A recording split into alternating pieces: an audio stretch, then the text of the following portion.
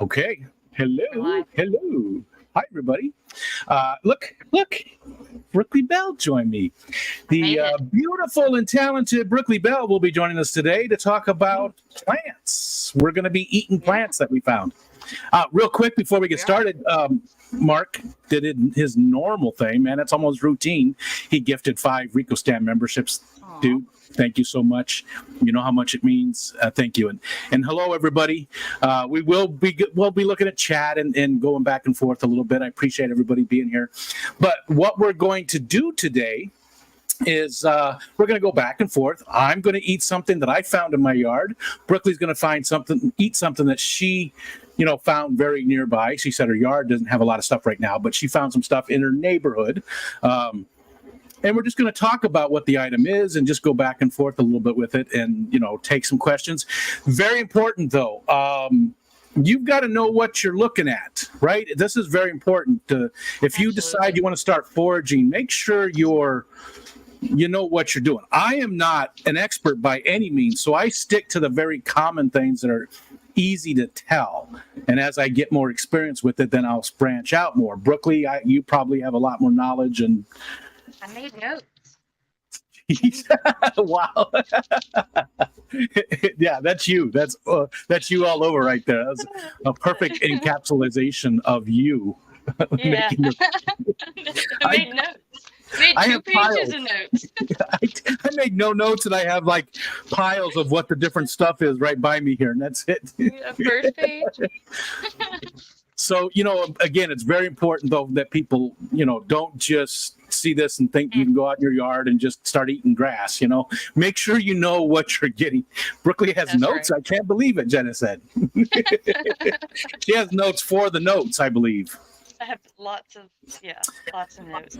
Brooklyn and Steven said, Brooklyn, that's too many words. Again, thank you, everybody, for coming in and joining us. We'll It's probably do like important. 2-hour show. Okay. Yeah. So why don't you start and tell us first about the struggle that you told me that you had because of weather. It's hot. It's been hot every day, like 115-degree heat index, and no rain. So we're, I guess, in a drought, which is weird for the swamp. Yeah. So my yard is dead. Like, I have nothing in my yard. So I went to my aunt's house. My family has owned property like 5 minutes from here for 100 years. So I know that property is pesticide free, and Good point. that's Yeah. why I go there. I got lost today. I didn't get to tell you that before. So my uncle has trails in the woods, and he has changed the trails. Oh. But I didn't know that. So I went in the same entrance that it used to be. And then after a few turns, I was like, I don't know where I am. Why is this so long? And then it's hot, and I was like, ran into a huge spider, like this big. Ooh. Well, I almost really ran into him, but I saw him. Now, do they bother you? Are you bothered by spiders? Okay. No, but I don't want him on my face. So Yeah. that would have Yeah. been a horrible day. It would have been terrible. But I finally got out. That took like 45 minutes. And I finally found my way out of the trail. So I struggled to find really anything. And then finally I just got really low to the ground, and then I found some stuff.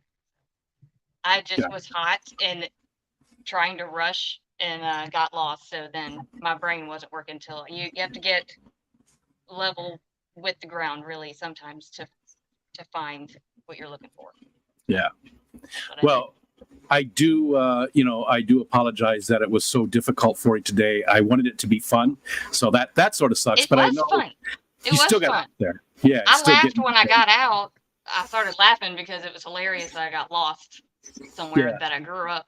So So you mentioned the pesticide thing, and that's important too. Like just like with Right. us, I got everything right out of our yard, right off of our property. We've lived here for I don't know, 16, 17 years, 15 years, something. And we've never once used any kind of chemicals, pesticides, fertilizers, anything on the property at all. So I do, that's you're important good. too. knowing what's on it. But even then, you still got to clean your, make sure you're cleaning the stuff, right? Yeah. And you want it to at least, so when we moved in here, I didn't forage anything for 2 years, just in case. So you want to wait 2 years at least if you've sprayed Roundup, glyphosate, anything like that. And then you should be safe. But yeah, wash it. And if you're by like a chemical plant, or just watch where you're foraging. Don't forage in toxic environments. And another thing, I just read an article the other day about how this is getting bigger and bigger thanks to, social media. And, a lot of parks, state parks, national parks, things like that, are just being decimated because people are going in there and foraging and just they're not taking it for their own personal use. They're taking garbage bags full of stuff out and just destroying areas. So again, if you do this, be responsible. Don't be a dick. It doesn't belong to you. Yeah, that's perfect. Don't be a dick. It's just enough. Will Wheaton always says that. That's his philosophy on life. Don't be a dick. And I think it's it's a great example. It's a great thing. So if it's your own property, then fine. But otherwise, just be cognizant of where you're foraging and what you're taking and things like that. So and if you don't take it all, then you can go back and forage some more. So I have a lot of places that I go back to. Like today I went and looked for several things and they were not there because it was dead. But I remember places that I go. So I don't go anywhere. I just go in the yard, so it's easy. I just remember. I know where my backyard is most of the time, so I'm good most of the time. I really want to get next door though, because it's been now a couple of years. I say next door because it's the access road cuts the property in half. But it's been a couple of years since it's been mown down, and the stuff is, some of it's like 6-7 foot tall, and there's just probably a ton of stuff in there. But there's no trail or anything, so I'd have to like bushwhack my way in, and watch for ticks. Yeah, although this time of the year they're not too bad. It's usually October when we get them really bad. Like that's when we really have to pay attention to the dogs. I mean, we'll have snow on the ground, and they, the ticks still. So we have to pay attention very closely in October. Yeah, with snow.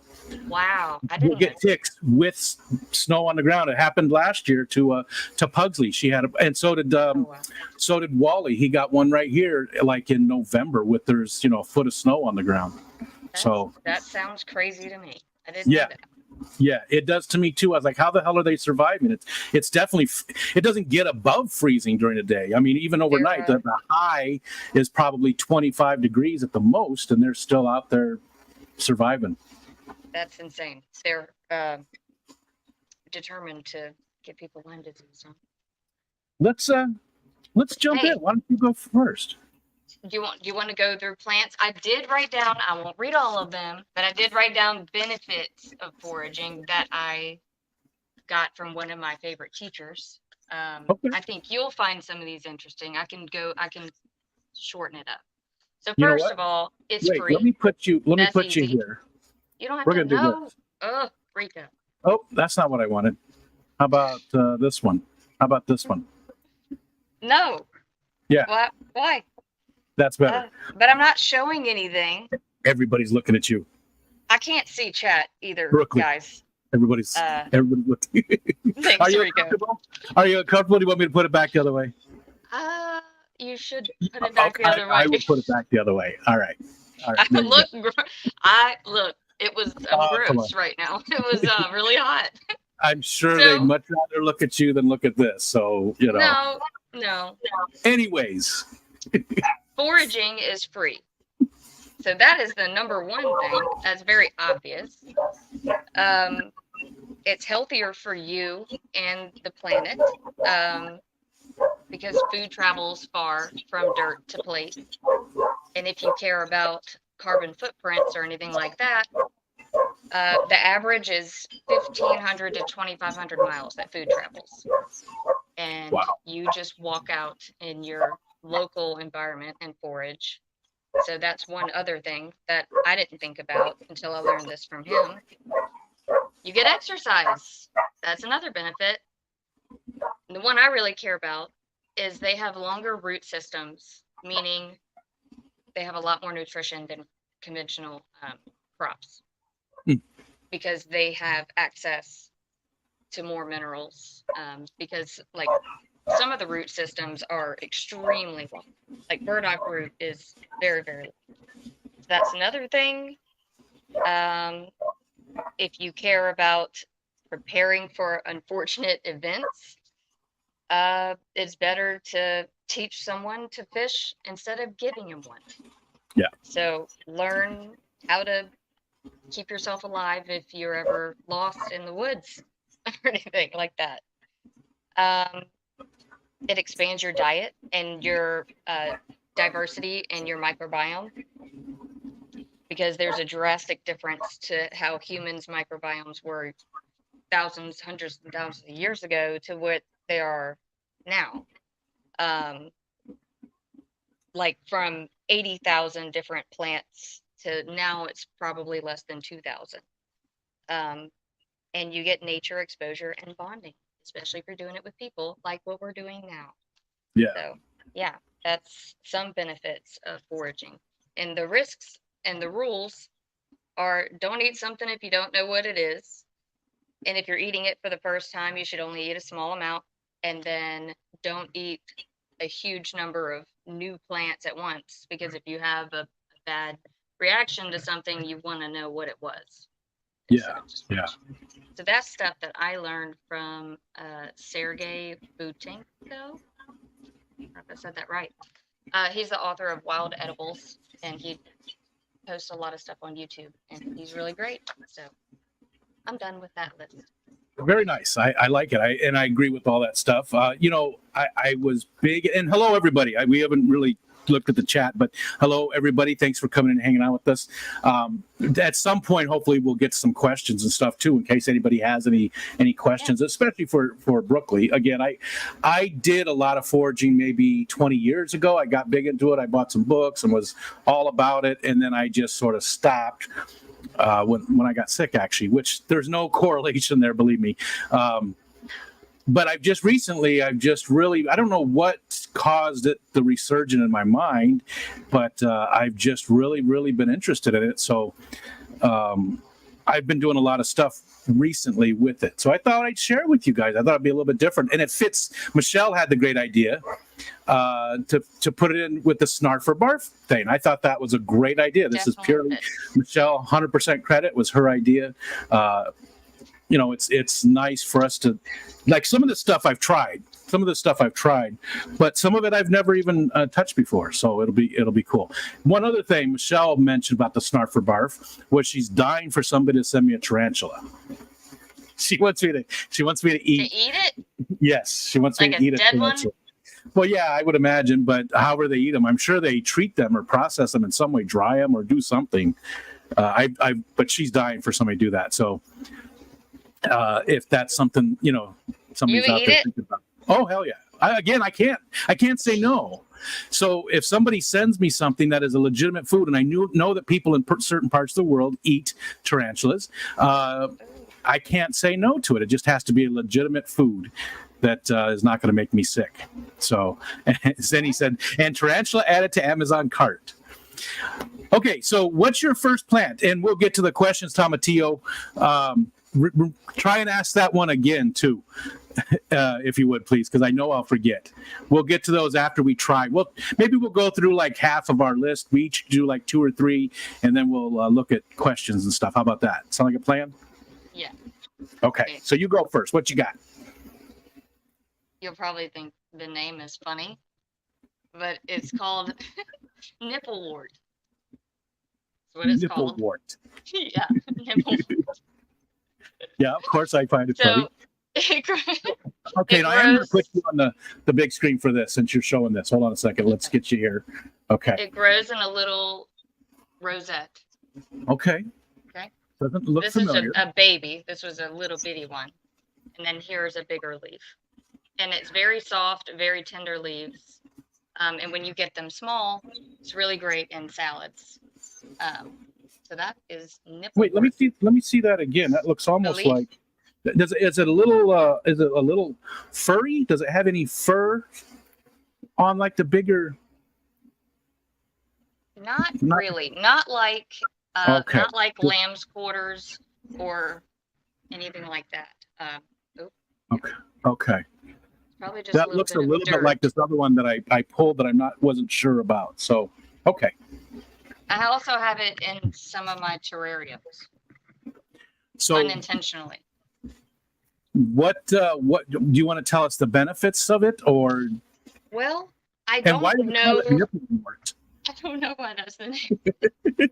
I just know it's called nipple wart. I don't know. So I know benefits for some of these, but all in all, wild edibles, they're just good for everything. They're extremely high in vitamins, minerals, antioxidants. They're just very healthy. But some of these I do know some particular uses. But this one, like I don't know of any medicinal uses, but nutritionally it's very good for you. Gotcha. So, okay. Gizmo, Okay. do you want a leaf? Oh, Gizmo. Hi, Gizmo. Thor would eat it. Thor would eat one. And it's not very strong, and it's not bitter. Okay. Like dandelion would be bitter. Yeah, which I actually have some dandelion. I did get some dandelion.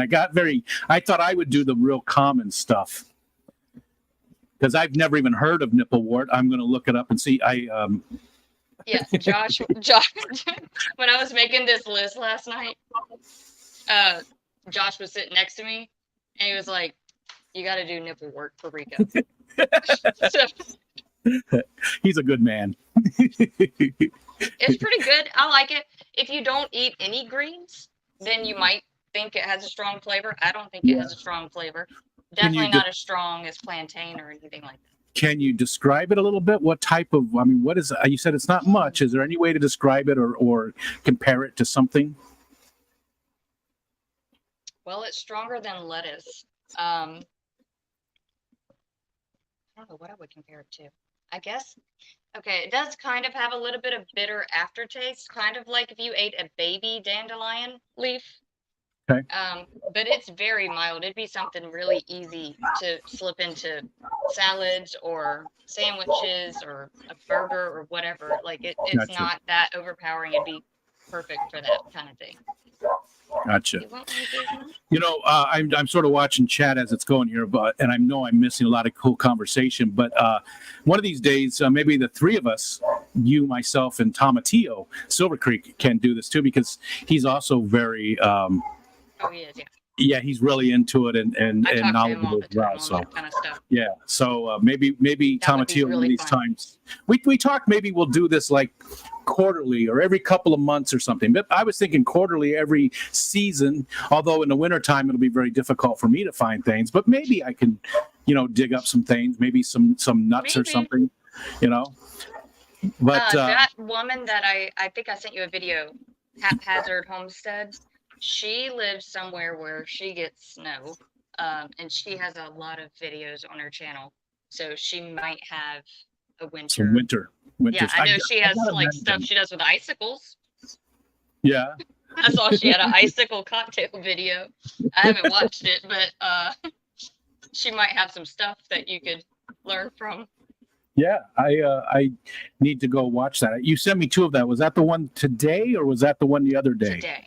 That was today. Sergey is the one I sent you the other day. That's who I learned from the most. Do you think that's funny? No, I'm looking at the chat. Skipper says, "What a nipple wart." Geek Boy said, "Leave your nuts buried." Just Okay, so I'm going to do a very, very common one that I've talked about a lot recently, and that is purslane. Oh yes, that's a really good one. And this one doesn't look too good because, honestly, Wally got to it after I washed it. That's okay. High in vitamin C. He destroyed some of the stuff. So this is purslane, and I know it's got a look-alike, but it's really not that close. And it's spurge, and spurge is definitely not something you want to eat. And it's really easy to tell when you see them side by side. It's very easy to tell. The purslane's got much bigger leaves and they're fatter. They're more like a succulent. Plus, when you break it, this doesn't have a white sap, and the spurge has a white sap. So if you break it and see that white sap, then don't. But this is really good. I've eaten quite a bit of this, and it grows everywhere. This stuff, and it's sort of got a lemony flavor to it, but it's almost a mint too to me. But I think it's delicious, and it is very good. I like to put it on sandwiches or like pizza. If I get pizza, I'll just put a handful of them on it, or pastas. And another easy way to tell the difference is called surge, right? Am I saying that? Is it surge or spurge? Spurge with a speed, right? Spurge, I could yes. be wrong. It looks almost exactly the same, but it has a black. You're saying it correctly. It has a black line on the leaf.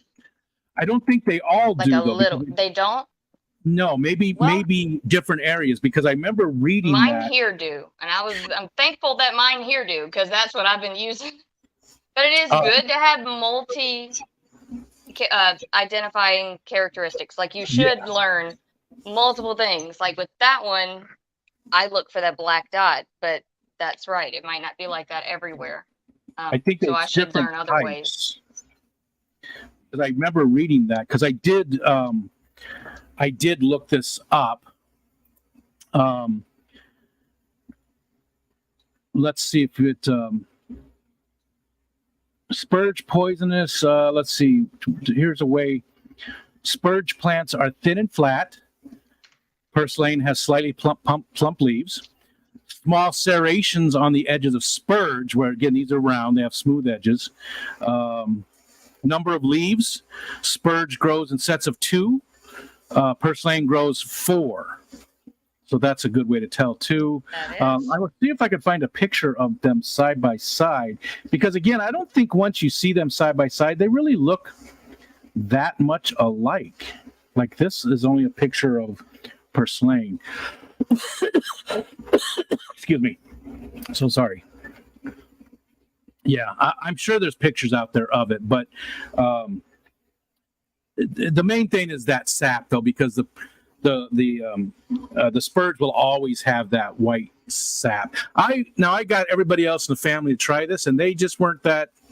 They were like, meh. Michelle and Ariel both said it tastes like grass. I don't think it does. I don't think it tastes anything like grass. Not that I consume that much grass, but it does taste like lemon to me. It definitely has a lemony flavor. Just a hint. But I really like it, and it's part of the reason I got back into it. It's very easy to pull out of the ground too with its roots intact. So I actually pulled one out. I've got it grown in a teacup with no soil even. It's just got a paper towel in there with water, and it's doing great, going crazy. I do want to plant it next year in the garden, though. I want to actually put it in the garden next year and grow it, because when you actually cultivate it, those leaves and stuff really start to come out, instead of just getting it in grassy areas. Like if you find an area of it where it's just a whole bunch of it, the leaves look great. But when you get it where it's just in your grass, you've been mowing it and stuff, it doesn't look near as good as when you cultivate it. You know what I mean? The flowers are pretty too. I haven't seen it flower yet. Oh, there are red ones, yellow and orange, I believe. And they're really pretty. They're really pretty flowers. You'll like it. It'll look really nice in a garden. And I think I've seen it sold at my local nursery. Yeah, they do. You can even, you can get seeds and stuff online too for it. And silly. Yeah. You can just go get it. Plant it, and then it will flower. Oh, real quick. Yeah. Kelly Foreman said that today is her parents' 50th anniversary. Very nice. Yeah. Happy anniversary. Happy anniversary. It's a big one. Yeah, that's cool, Kelly. So far, the purslane might be my favorite out of everything that I've done. I know the sumac is coming up, and that's one that I also really, really enjoy. But I do want to start And a purslane's got a lot of good stuff in it. It just like most of them, the antioxidants and everything that's there. And it's highest, I think, in omega-3s Yeah. for a plant. Yeah. I think that's correct. Yeah, like I don't remember what the ratio was, but it was like eating a bunch of salmon or something. Hi, Ness. Mm-hmm. Hi, everybody. We 31 people watching us graze. So, what you got next? All right. The next one is also an aquarium plant. Nice. But we in Louisiana call it dollar weed. But it's pennywort. You know, Oh, okay. the little dollar weed. Yeah. Pennywort. It grows in my yard. So I grabbed some of that because I was having trouble finding things. I don't know any benefits of it. I just know it's edible, and I'm sure it has a lot of good vitamins and minerals in it. So I don't know if we have that here. I bet you do. Hiding. Oh, yes. Yes, I'm looking at some of the other pictures. Mm-hmm. Yeah, we do have that here. And it grows by runners, right? So it sends out runners like crazy. Yeah, okay. I pull that constantly. Yep. So describe the flavor for us a little bit. What do you think it's again close, very mild? Close to the nipplewort, but it has a stronger aftertaste. But I mean, I like it. Yeah. See, that is very cool because that does grow just about everywhere. And I'm going to try that. Too. I have a ton of that in the garden area. We put some black fabric down, and it's grown right along the ridge of that, and there's a ton of it. So I will have to. I guess it has a strong aftertaste, but it's not like awful. Taste it with some vinegar. I made violet vinegar in the spring with violets. I went foraging and got a whole bowl of violets, and I infused it in vinegar, and it's delicious. It's so good. Is it? It is so good. So does it taste flowery with that vinegar, like pickled flowers? So that's sort slightly sweet. Yeah. It's slightly sweet, yeah. And I let it sit for probably 2 weeks, but I think you only have to let it sit for like 5 days. And you strain out the flowers. And this by itself is great on a like wild salad. Or you could put olive oil. It's delicious. And then I also made cotton candy sugar with the rest of the violets. Nice. We have yet to use it, but we're using it tomorrow. See, I love that stuff. Yeah. Okay. All right. So the next one I have is actually one I've talked about a lot recently, and that is the sumac, the staghorn sumac. And that's what the cone looks like. Now, this is a little worse for wear because I actually did use this in a drink already. There's so many different ways to use it in a drink, too. I've seen people blend them all up and then strain it. I've seen people cook it. Not cook it, but boil it and then, let it... then strain it and then boil it again and reduce it and all kinds of stuff. I don't do any of that. I wish I had that. Yeah, and I'm surprised that it's not down there too. I thought it was pretty much nationwide, but maybe certain areas. It's a weed here. It's considered a pest. Really? Because it's they're big trees, but not huge trees. They're smaller, but they grow just everywhere. All over the place. And if you let them go, they will just take over. But we have a ton of them in the yard. So, and this is from a staghorn sumac. So what I do is so easy because everybody knows how lazy I am. I'm always looking for the easy way out of things. I cut them. I give them a good rinse. I put them into a pitcher, like a Kool-Aid pitcher or a gallon pitcher, and I have a potato masher. And so I use that potato masher and mash them up just a little bit, so they're really in the water. I don't use a ton of water. I use just enough water to cover all the ones that I put in there. And I'll put about 6 of these size in there. Let's see, next to my fat head. Mulling it? Is that what it's called? Mulling? When I think of mulling, I think of, mulling? like a mulling. Isn't that what it's called? Like, I don't know. What's it? Who's a bartender? Any bartenders in here? Yeah. Is that what it's called when you mash when it? you do that. I don't know. So, anyways. So then I put it into that pitcher, mash it up, and I let it sit for at least 24 hours, maybe longer. And then I run it through. We have a little scoop strainer. It's fine mesh metal. So I run it through that and get all the big stuff out of it. And then I run it through a coffee filter to get all the fine stuff out of it. And then I just taste it.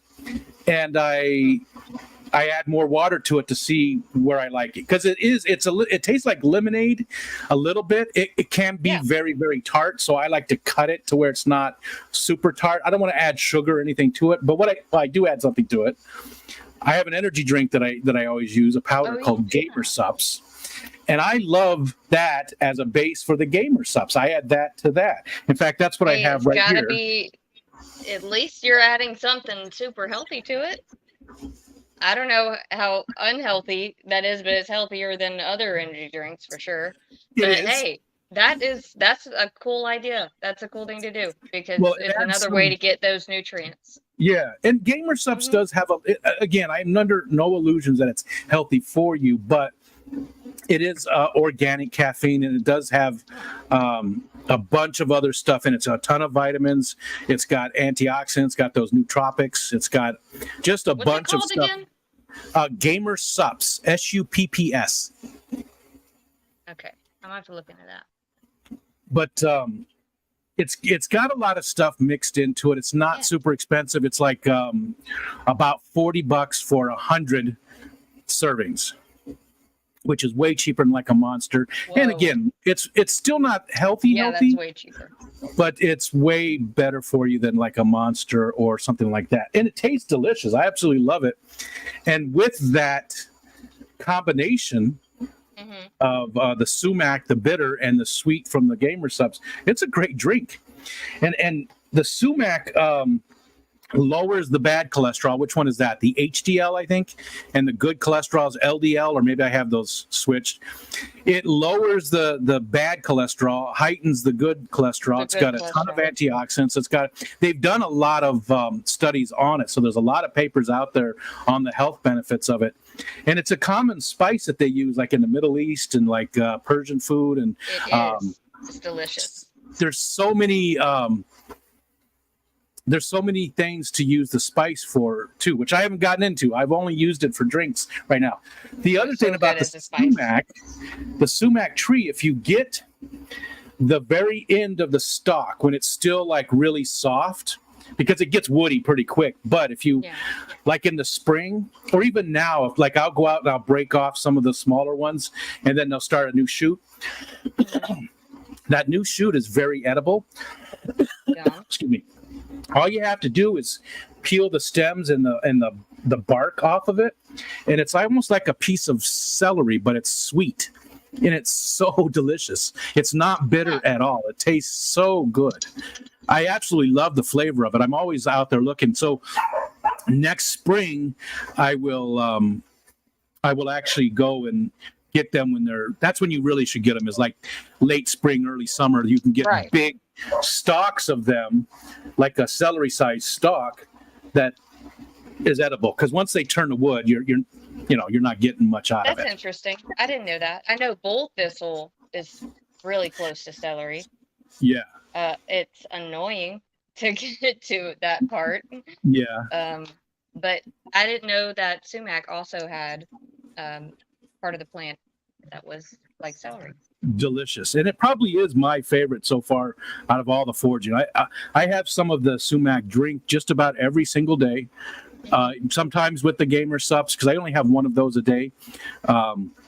So the rest of the day it's just drinking the stuff with nothing in it. I don't put any sugar or anything in it. So that's good. And hello, everybody. You could dry it. What's that? You could dry it so that in the winter you can still have that drink. Yeah, I need to look that up on how to do that because we have, again, You this just comes right out of my hang it yard. upside down. That's all. I'll send you a picture of I have a twine in my Yeah. pantry, and you just tie them up. I use kitchen twine, and then you just hang it for as long as it takes to dry.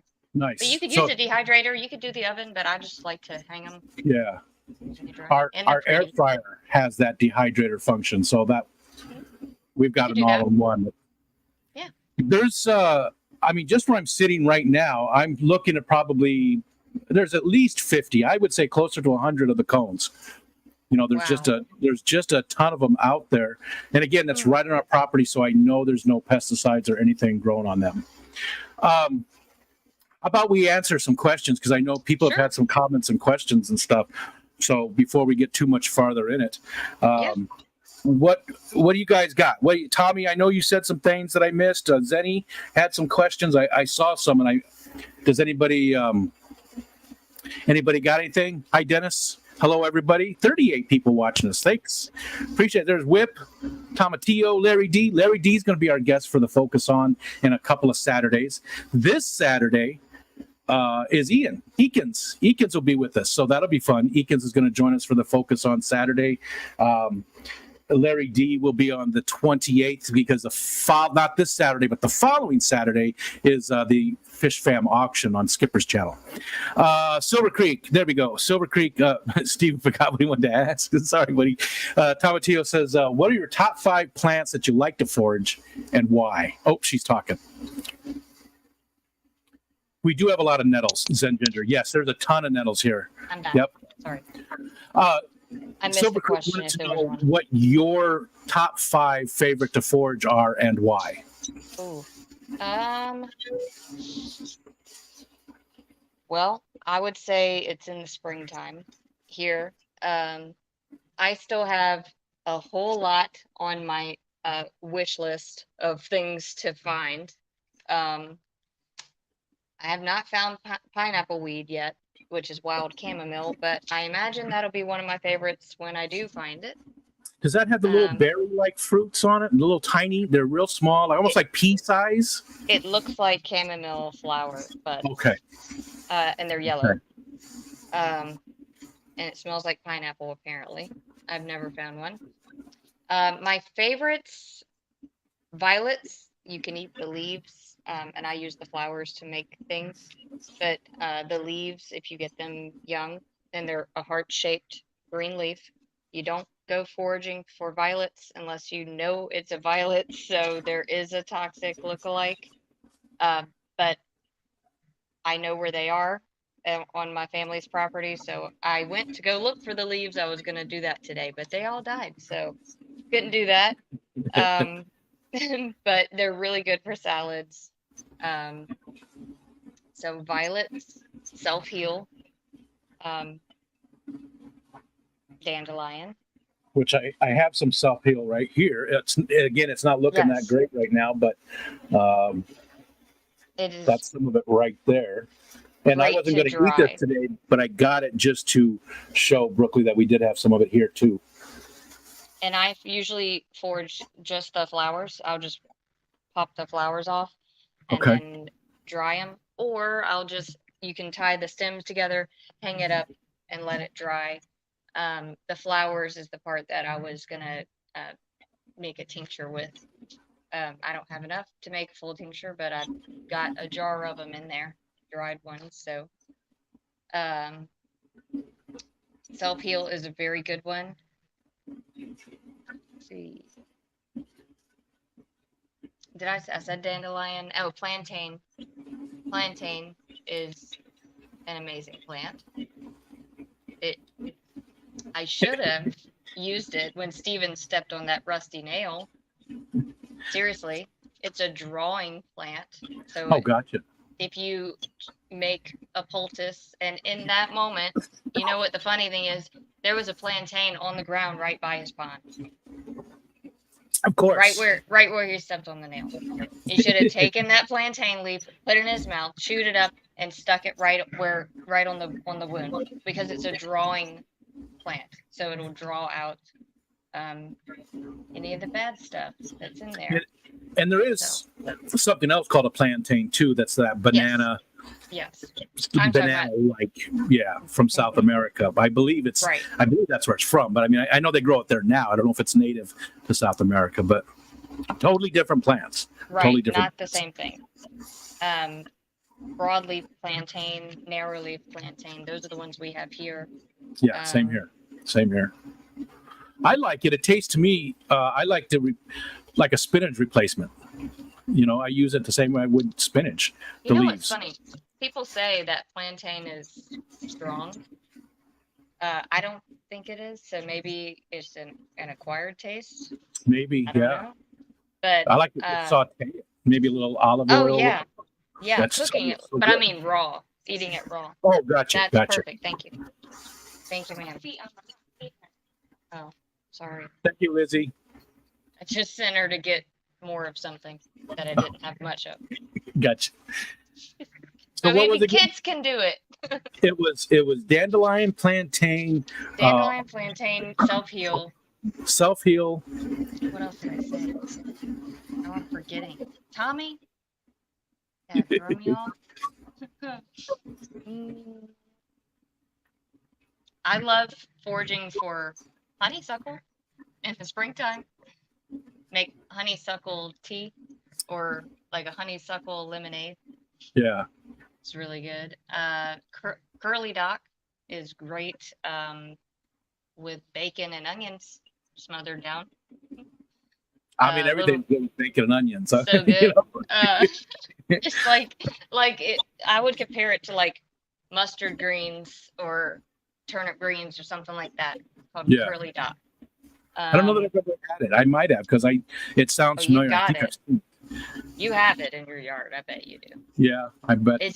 I bet you do. It grows right by the dandelion in my yard at least, but it's very prolific. Is it all one word, curly dock? Curly dock, 2 words. Okay. Curly dock. Oh, yes. Yep. And a lot of the medicinal plants that would probably be my favorite, I have yet to find myself. That's why I'm not naming them. So, I'm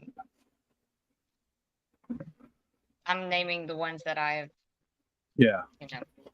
Actually had found. Yeah, I use all these other stuff. I order them from Mountain Rose Herbs, and I have a cabinet full of these things that I use medicinally. But what I've foraged is what I'm naming. Gotcha. Yeah, that makes more sense. Yeah. That's why I'm struggling with this because I was trying to think on. Oh, and clover. Yes, clover. Crimson clover and white clover. It doesn't look good now. I picked it this morning, but it's quite a few hours ago purple? now. Yeah. Oh, I don't have those. Mine are just white. We do have the white ones. We do have. They call this red though. It's red clover. Yeah, but it's purple color. But red clover is amazing for women's health, hormonal health. Men too, but they say women's health. But it's great for your whole endocrine system. That's a thing for that. I was going to make some comments, but I won't. We did enough with the nipple wart, I think. We'll just leave that alone. Yeah, this grows all over the place. In fact, I had a ton of it by the mailbox, but yesterday the town came through and mowed that side. They mow, next to the road on both sides. Yeah. And they did it yesterday, so you should dry some. Took a lot down. I have a ton of it next door too. I mean, it's just all over. You could dry it and put it in a jar, and all winter, y'all would have really good medicine in the cabinet. Really, I mean, I could go get pounds of it just right here next in that. Red clover is great. I just bought some at the naturopathic store in Central. I just bought a whole thing of red clover. That's what you got right there, and it was free for you.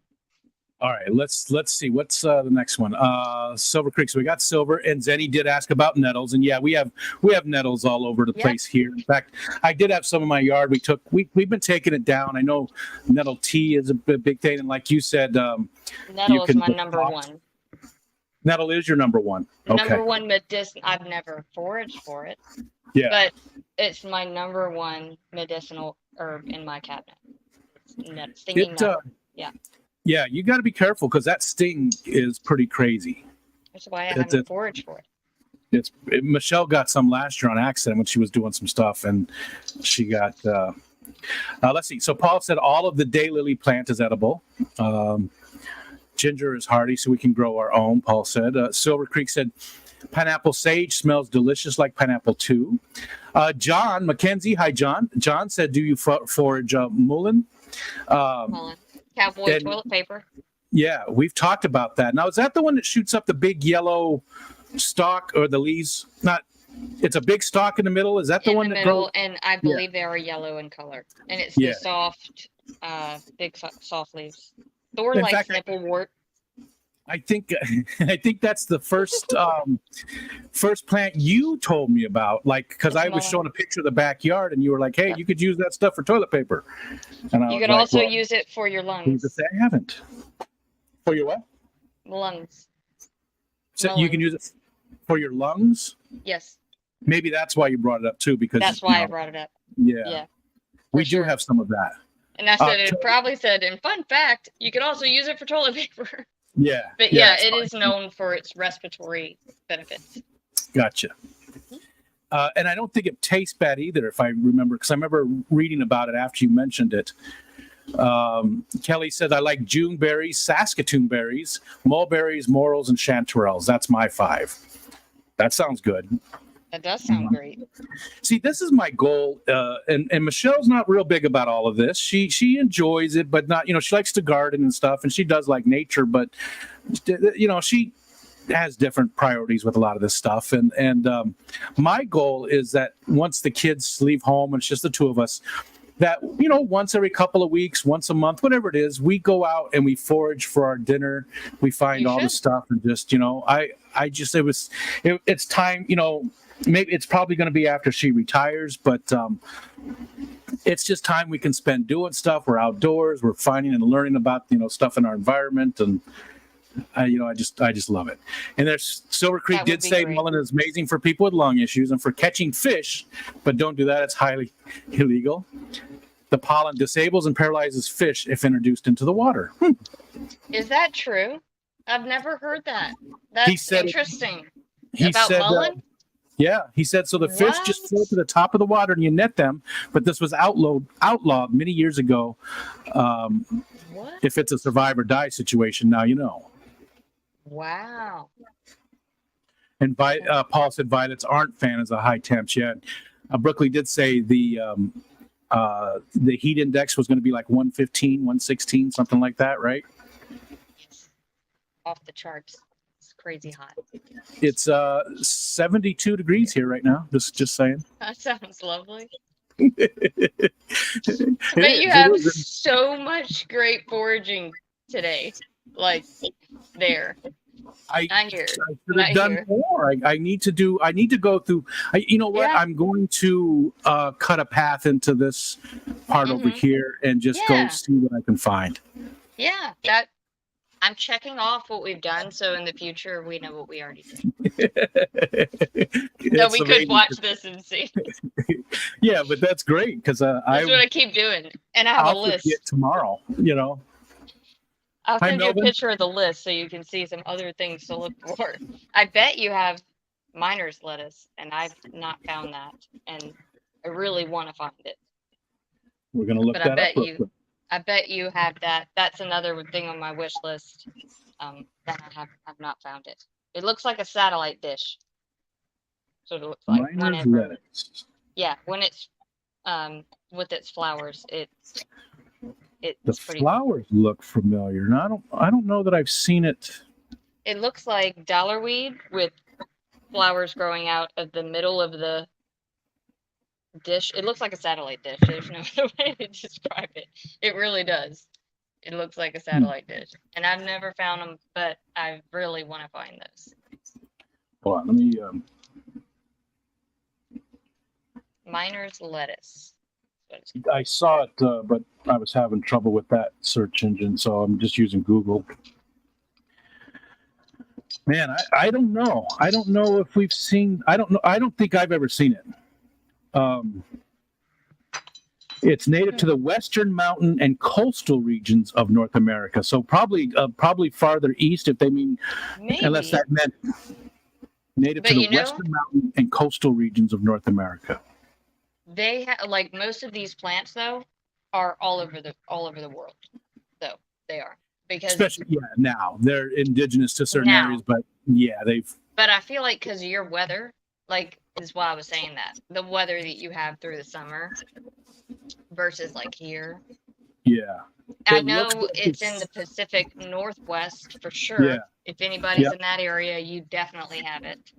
That's what it's saying here is that it's native to New Mexico, native to Mexico and Western North America as far north as British Columbia. So So mostly I on have to Western. have it here.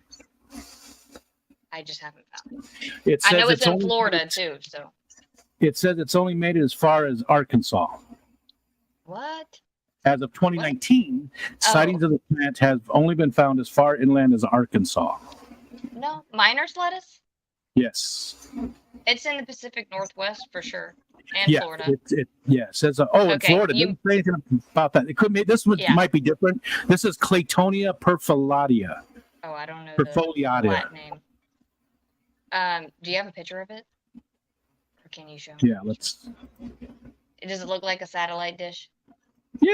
Okay, And that's maybe gotta be it. there's different varieties too, right? So Maybe here's that is here's- one I've been really wanting to find.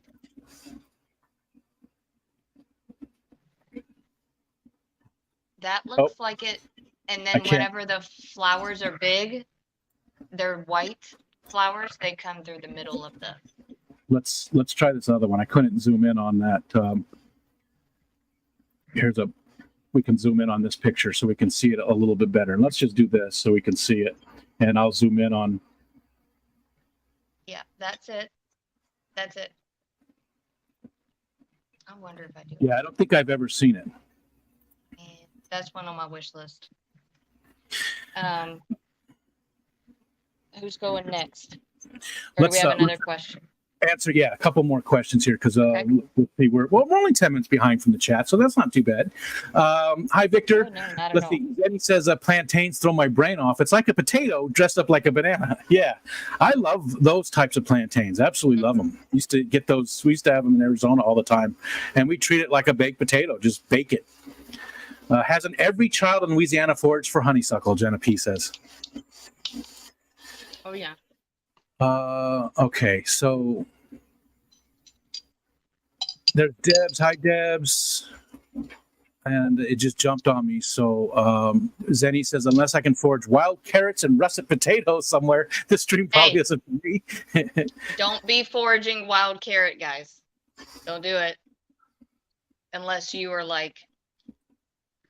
unless you know, okay? Because wild carrot has a poison hemlock, and wild carrot are almost exactly the same.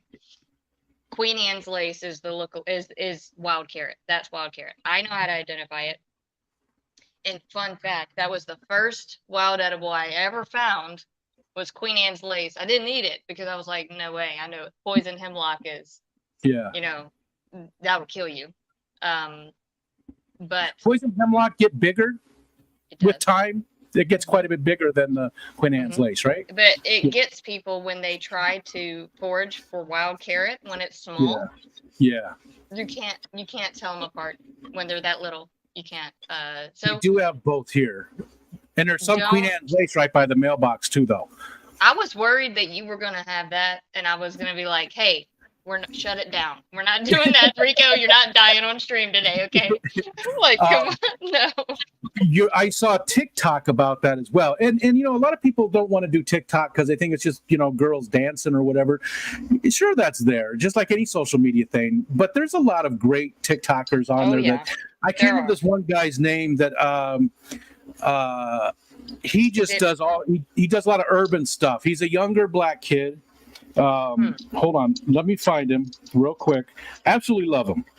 True. I need to follow him. Love him. Let's see.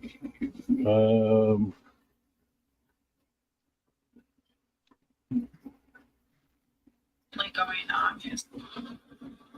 Okay, so there's. Well, I don't want to try and find him right now. You have to tell me on Discord. I love. Does he do foraging?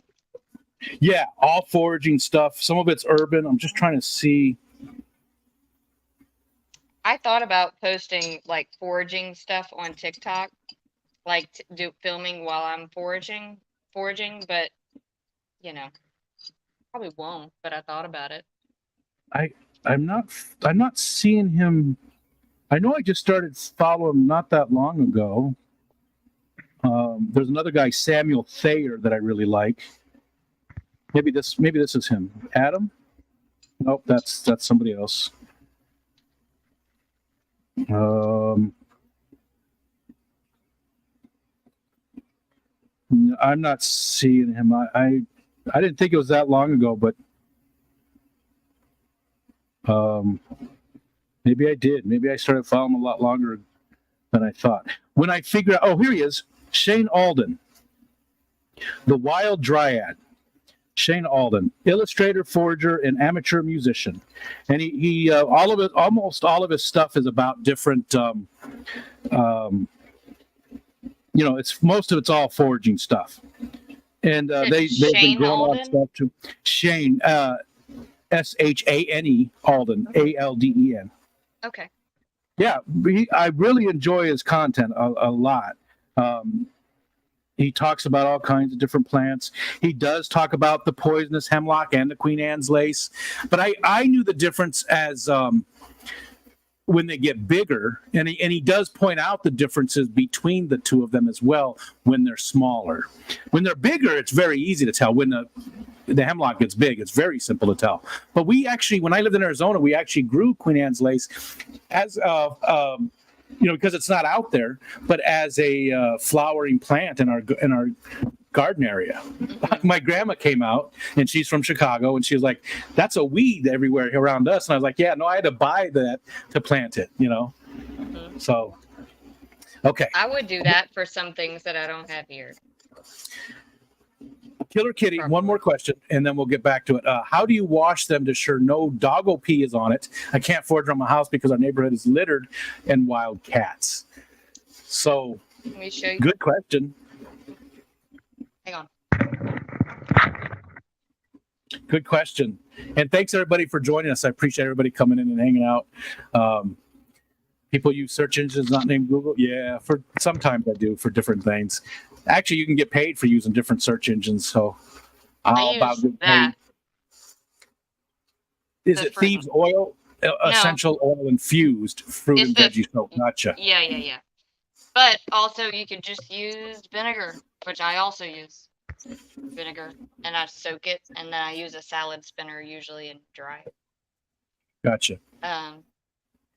But I've just been rinsing stuff really well, like 10 minutes into the water, making sure I get it. If it's leafy, I can scrub a little bit. If it's the sumac would probably be the most difficult. And that's probably why some people boil it to make sure that they're getting anything off of there. Plus, I bet you get a lot more out of it too. When you boil it. I didn't wash this at all today. I did not wash anything. I rinsed all this stuff.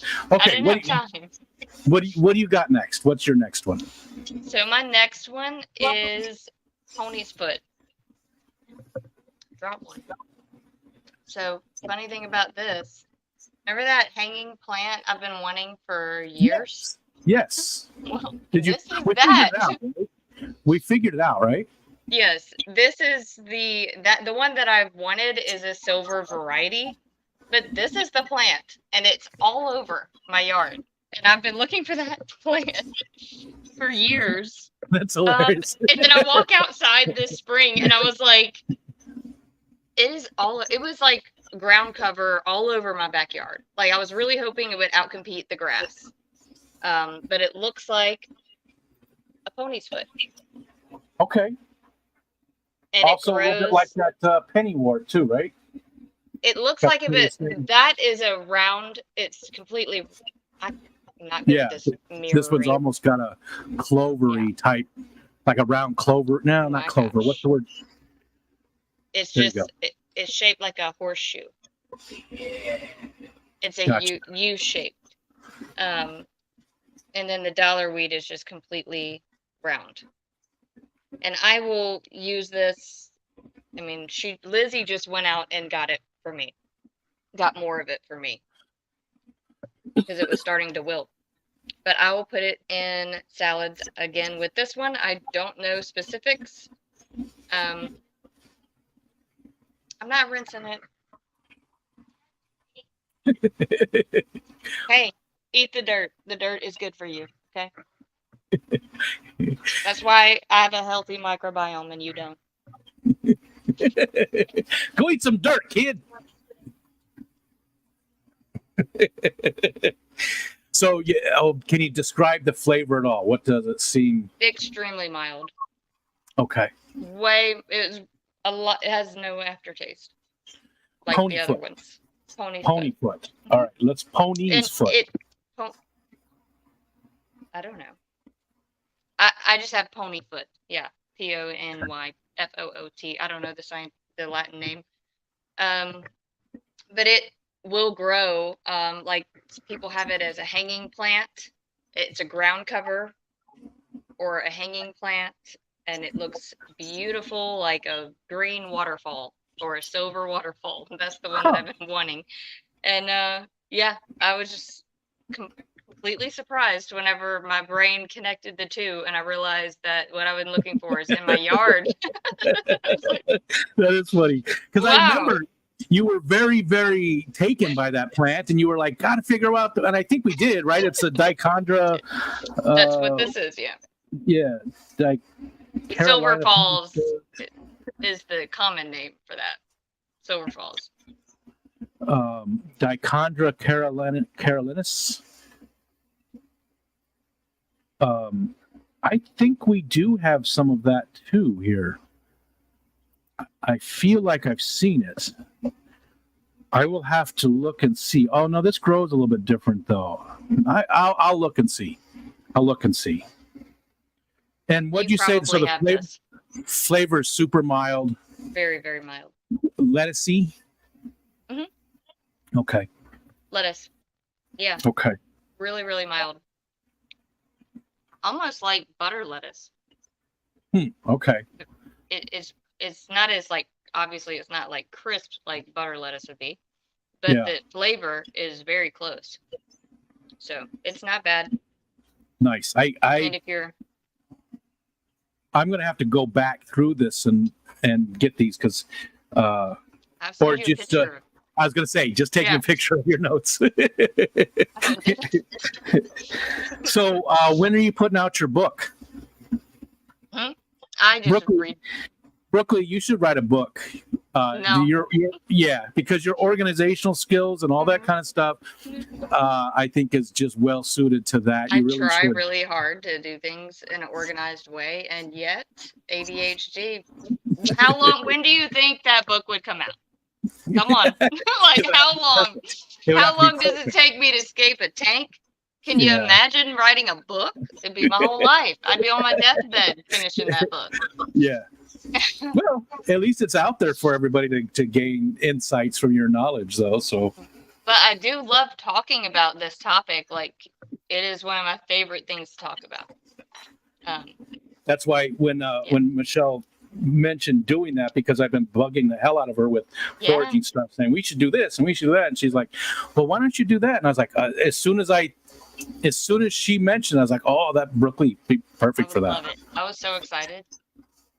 All right, mine is a dandelion, and I didn't, this time of the year, it's you don't find too many flowers. There's a few out there, but there's not too many this time of the year. Early summer, late spring, you get a ton of those flowers. And actually, we've taken the dandelion flowers, dipped them in pancake batter, and made little pancakes out of them, and they were delicious. Absolutely loved them. Yep. Those were so good. But just the leaves, and I did try and find some real new ones. And again, this came from early this morning, so it's already pretty wilted. But the leaves I find to be a little bitter. I think they're good in salad with stuff like butter lettuce and things like that to sort of take it. But the smaller ones, these baby ones, which again, it's so wilted. They don't taste as bad. Once they start getting big, to me, they're very bitter just to eat. Yeah. I know they have a bunch of other stuff. You can make wine from them and do all kinds of stuff. But bitter is better for your liver and your kidneys and all your detox pathway organs, all that. Bitter is better. So if it's bitter, you should consume it. In some way. That's not too bad, although there is some aftertaste to it. Yeah. It almost tastes like I chewed on an aspirin. I will throw like those baby leaves. I will throw in a salad. Yeah, they're good when they're mixed with a whole bunch of other stuff. We've definitely done that. Or I've even bought those. I bought a pre-made salad that had dandelion greens in it. Really? But it's something again, just like it's everywhere, right? Dandelions grow everywhere, and people work so hard to get rid of them. I don't even mow when they start to come up, when the flowers come up, for the bees. And so they've got something extra to get. Same with the clover. We'll get the yard will just be full of the yellow the white clover. Yeah, the white clover. All over the place, and the dandelion. So it's Kelly Foreman and I were talking about that earlier this year because it's become a bigger thing. What is it? No Mow May, I think they call it. And May is sort of early for us, because sometimes we've had snow in May, so it's usually late May or early June that we don't mow or if we do, we mow much less. We mow, and I mow higher. I put the mower up to a higher level so it doesn't cut all of it. But again, something you can find in every yard almost, unless you've got a golf course pristine, lawn. Right. And the flowers, now I don't have all of my foraging notes because they're lost all over the house, but I do have some notes somewhere on it. But so I'm not remembering specifics, but the flowers of the dandelion can convert sunlight to vitamin D like we do. So you can get vitamin D from eating the yellow flowers. Oh, gotcha. The dogs love them too, and then some dog foods are made with dandelions too as one of the ingredients. Quite a few of them put it in their food. Yeah, absolutely. Yeah. The dogs love it. Not so much Pugsley. She doesn't really pay attention, but both 11 and Wally, they just go crazy. Oh. Yeah. And if you don't like the flower, you can just pluck out the little yellow. It's like I put it on the salad like sprinkles. Yeah. I think the flowers taste good. I like them. Some people don't like that flavor, and so my husband won't eat like the whole flower. I will. Yeah. He won't. So I just sprinkle it on there. It's good. Not to change the subject, but Wally caught a frog this morning and didn't kill it. But I wasn't really paying attention, and he almost killed it though, because I got him before he got it. It was in his mouth for a second, and then I think he freaked out because he actually caught it and he let it go. And then I had him on the leash, of course, and I pulled him back and made sure it got away. But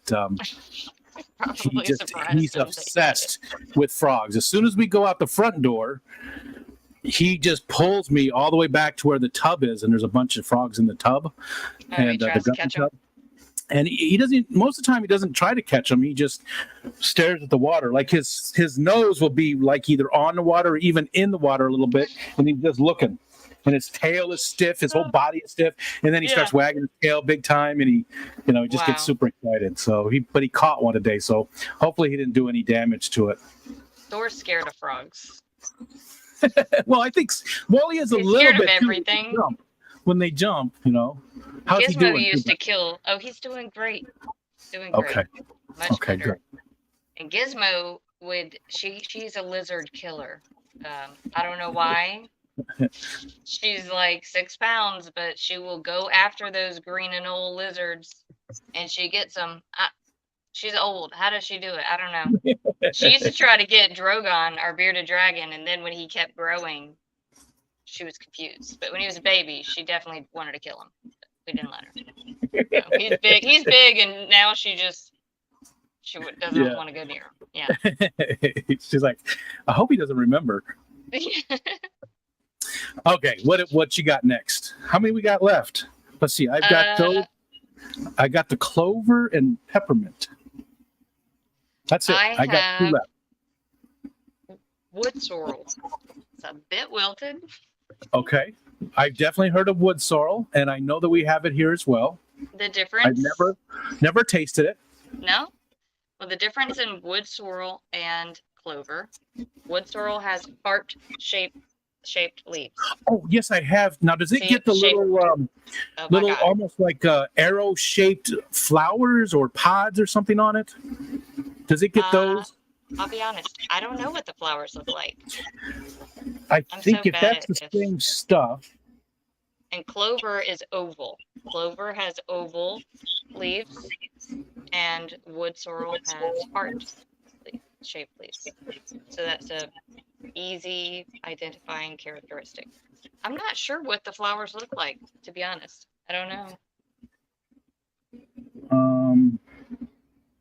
Let's see. I just want to look real quick because I think I actually have tasted that. Yes. If this is the right type. Yeah, hold on. This is a better picture. Let me get this one. Yeah, I have tasted this. So common yellow wood sorrel. Let's get this picture in another tab. Yeah, you're right. Yellow flowers. They are yellow.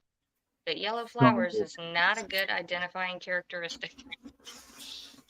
So I have eaten these. I've tasted these, and they were still like bud-like. Mm-hmm. But that flower also looks like something in the buttercup family. I know that is the flower for this, but if someone were to see that flower and think, "Oh, I can eat that," make sure it's actually wood sorrel. Yeah. You know. The other one. That is the flowers. The other one, I think it's a taller one, isn't it? Usually, like this doesn't get too tall, and that other one gets sort of spindly and tall that grows these yellow flowers. I don't remember what it is, but I feel like I've seen it. Spiny buttercup. Maybe does that get pretty tall? It can, but it's usually low. But it can. Some of the parts of it can get taller, but I know it. But it's toxic to dogs, so actually I started ripping it out of my backyard because Thor will eat it because he eats every plant, like all of them. No, now he's on a raw diet. He likes it all.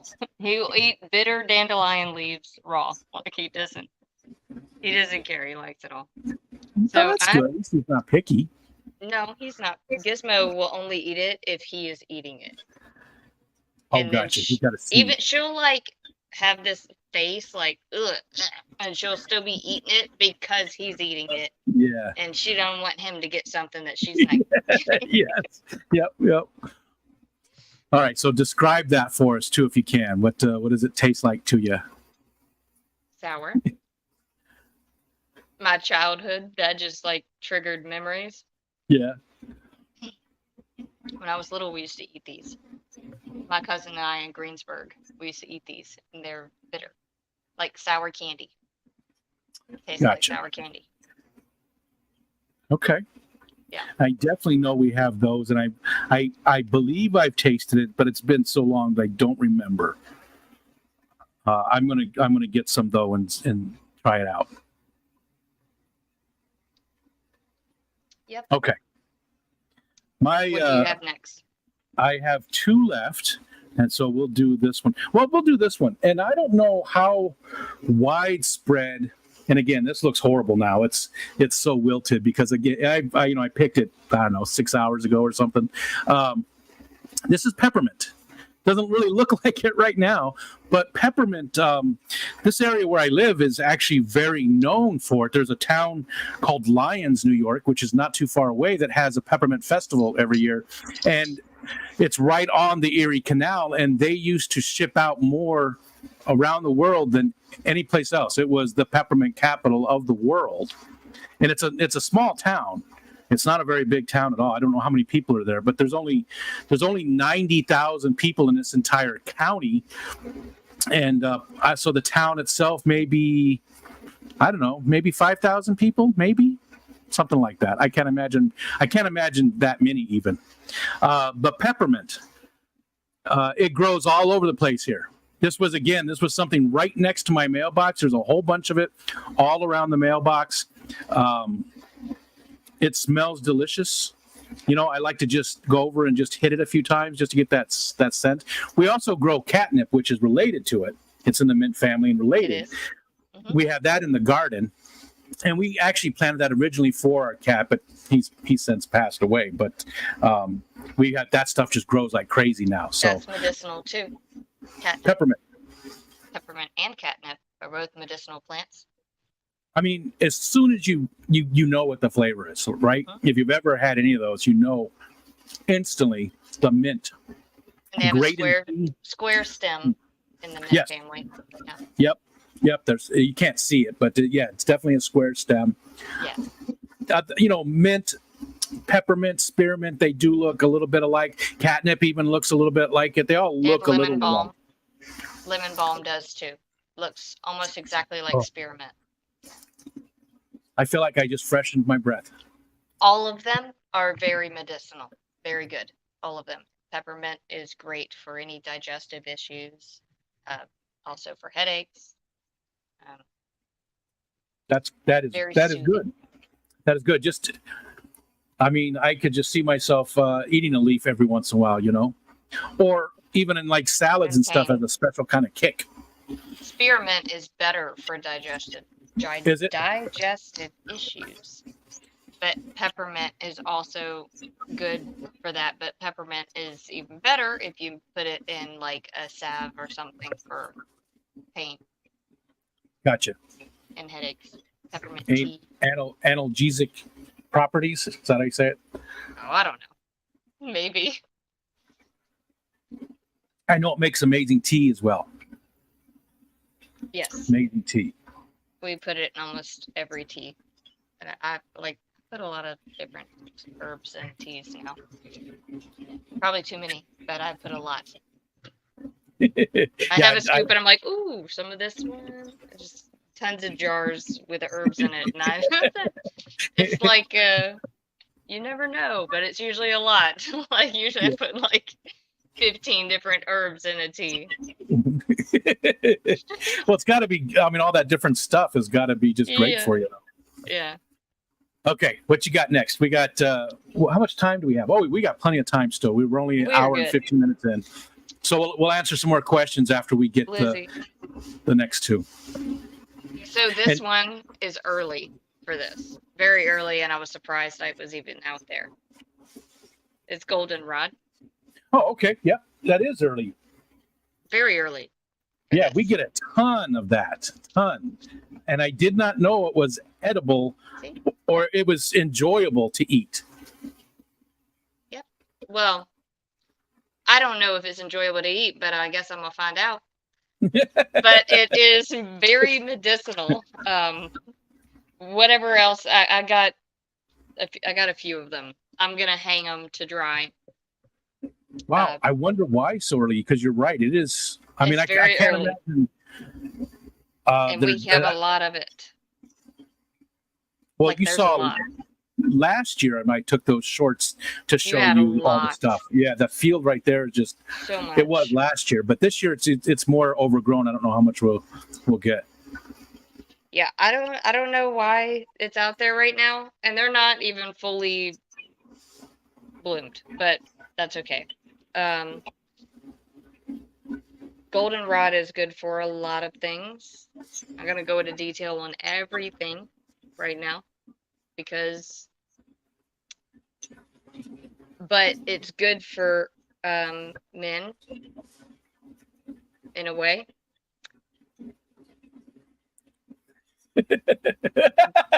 You're struggling. Is it a like oysters? Aphrodisiac? Is that what we're saying?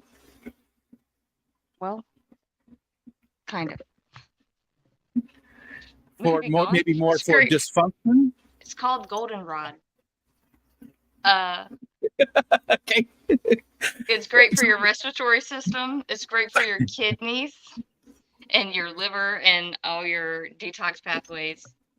I know I'm forgetting a lot, but this plant is a very medicinal plant. Tommy, if he's still in chat, he might be thinking of others that I'm forgetting right now because I have streamer brain. Yeah. But I've never eaten it raw. So I guess I'll see. So at least the name is more descriptive than nipplewort. Yeah. You know, at least it's more appropriate for its uses then.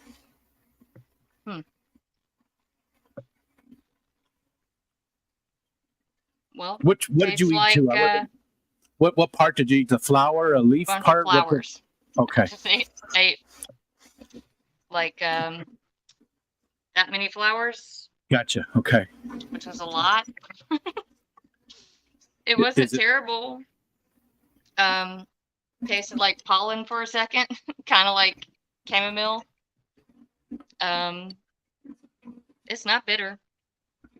It's not bitter. Tommy in chat. Is he remembering stuff? I'm so far behind here. Let's. Oh, are you? Here. Killer Kitty gave us a super chat. Thank you, Killer Kitty. Like she always does. Okay. I'm just going to go to the bottom here. Silver Creek. Yep, still here. Yes, pollen's not bitter at all. Seriously tastes like a mouthful of flowers all at once. I think Brooklyn is suggesting it may replace a certain blue pill. Stephen P says, who doesn't want a goldenrod? Just let her sit on that one, Zen Ginger said. Just let her sit on that one. Wait a minute. That's a poor phrasing there. Peppermint helps to wake you up too. Yeah, definitely. But I just heard Rico likes to hit it a couple times.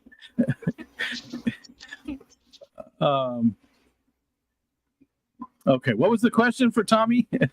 I was asking what I was forgetting the benefits of goldenrod. There are so many. Gotcha. And then Tommy did ask me, I got to scroll back up for it, but here it is. So this urge for foraging started for health reasons or out of genuine curiosity? Not for health reasons. I mean, that's just a bonus. That's just an added bonus there, but not for health reasons.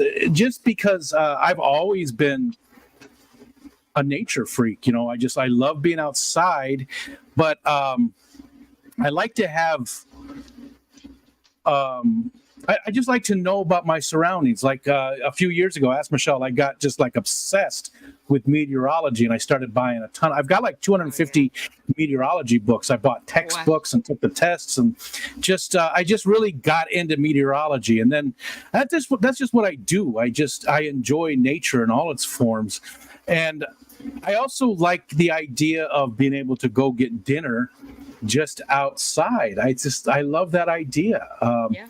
One of my favorite things that Michelle and I do together is go for a walk. Like there's a ton of trails around us, and we'll just go take a walk in the woods, and that's like heaven to me. There's a place called the Sterling Nature Center. It's in Sterling, New York. It's not very far from us. It's maybe 20 miles up around the lake, a little bit farther. In fact, it's right on the lake shore, but it's got meadows, it's got deep woods, it's got swamp, it's got a whole bunch of different environments all in one area. So you can experience a lot of different types of wildlife all within like however many acres this place is. And you can walk there for hours and hours. It's one of my favorite places in the world. You can get along the shore, Lake Ontario, so you can walk along the shore there and you don't see land on the other side. It's just massive. Beautiful place. So the foraging was just another way to motivate myself to get outside, walk around a little bit, and learn about my environment. That's really about it. Mine was medicinal. Yeah. Steven said if he would help you with the book, we could be done in maybe 10 years. Maybe 10 years? Yes.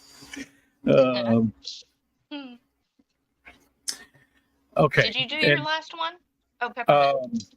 Peppermint. That's the one I missed. Was that my last one? I think that was all of them, right? Oh, yeah. I still have clover. No, I still have clover. 1, Did I do 5? 3, 4. No, you're right. Wait. No, you did. Because I did show the. Oh, I marked it. Okay. But gotcha. I wasn't going to eat that one today. Although you didn't eat it. You said the flower. You said the flower, right? Is very Yeah, good. All right. I mean, it's medicinal. I don't know if it's very good. I mean, I've done it before. Kind of was like purple dead nettle, kind of.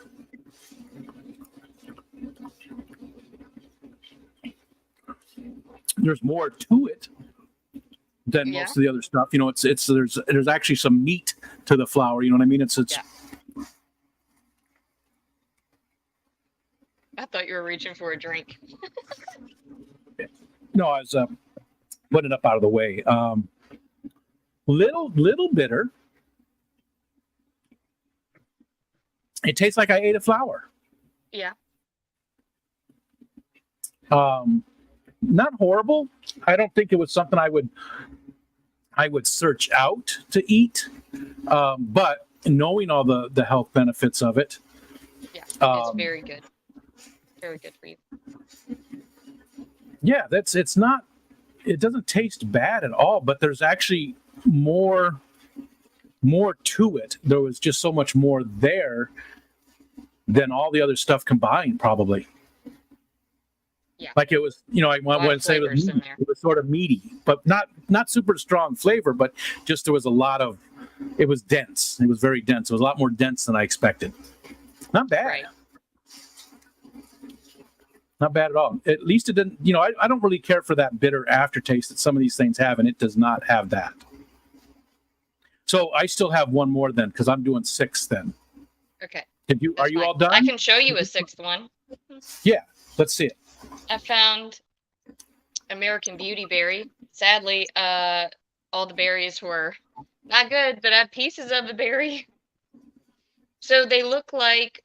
Have you ever seen American Beauty berry? Have you seen it? I have, but just recently. I don't think I haven't seen it in a while, but I looked at it because somebody mentioned it, and maybe if it was Silver Creek or who it was. Was it you? I was talking about, or somebody mentioned it, and I think I commented that it's great at repelling mosquitoes, which it is. Okay. It is.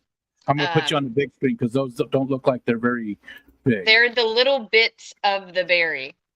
Okay. So I'm gonna try. Oh my gosh. Let's see. Oh my gosh. I'm not good at this reverse. So it's little, they look like little blackberries, kind of. If you could pull up a picture of it, we can show. And these are the little pieces of the berry. So it's a lot of little, I don't know, little purple balls. I don't know. Could you pull up a picture of it? Yeah, hold on. I'll take you off there. I know that. Let's see. Oh yeah, we have that. It's very pretty. Maybe not. Maybe I'm thinking of something else. Let's find a good picture here, though. I want to get one with the bush in it as well. I should have paid attention. Pinterest sucks. I hate Pinterest. What's this one? Okay, here we go. This picture's from nativebackyards.com. Yeah, this is not what I was thinking of. I don't know that I've ever seen this.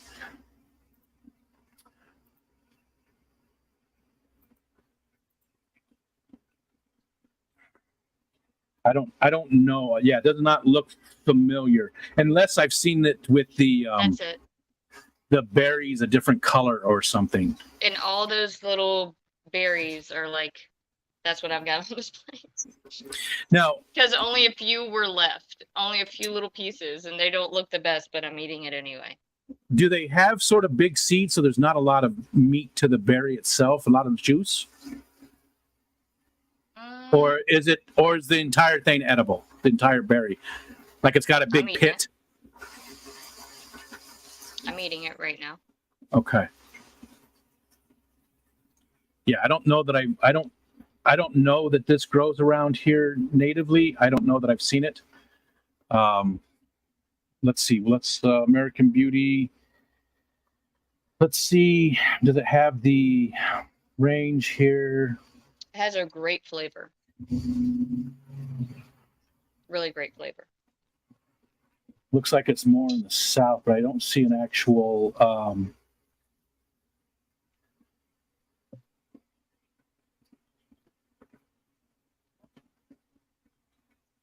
So ours is Calicarpa americana, but there's a Dictoma and a Japonica that are not. They're invasive. This is called American Beauty Berry. Oh my gosh, my light is flashing.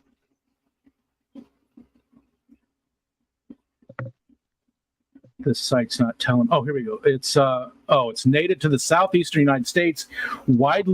Has a wide native growing region from Maryland to South Florida and west to Texas. Hardy in growing zones 7 to 11, and I'm in 6A. So,